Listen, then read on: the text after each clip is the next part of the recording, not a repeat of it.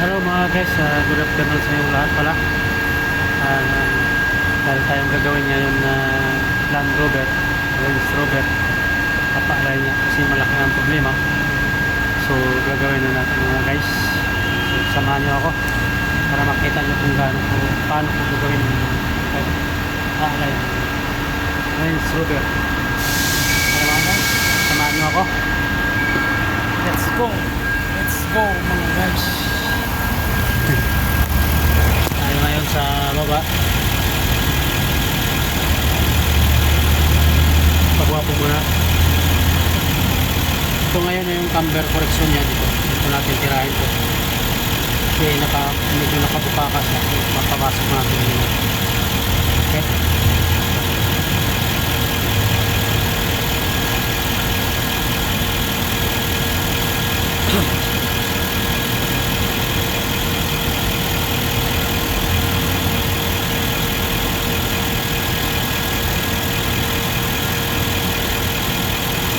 Gagawin natin ito ng maayos kasi baka maka-tip tayo ng bigay ng tip kasi medyo galanti yung customer ko. Yaman.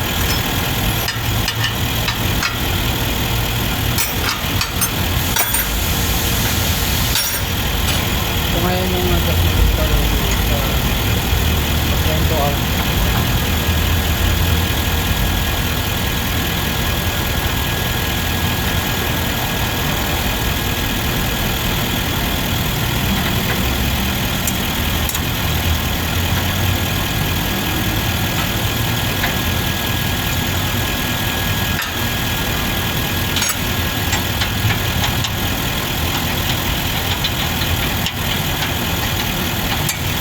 Ito yung adjustment ng camber.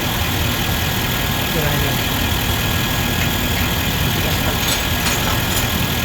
Para kung malambot eh. Adjust lang.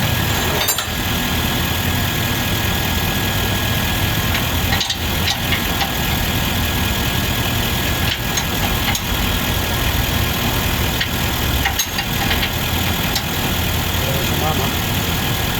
Gamitan natin ng power tools.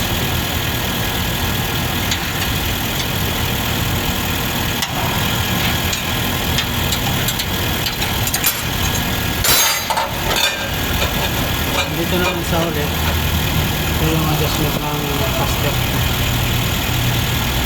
Pag kumakabig yung sasakyan, kumakanan, dito natin i-adjust. Tawag dito ay caster. So okay na to, kanina na-adjust ko na ito. Higpitan ko na lang muna para sigurado. Kapag umalis yung customer baka tumalsik ba. Okay na to.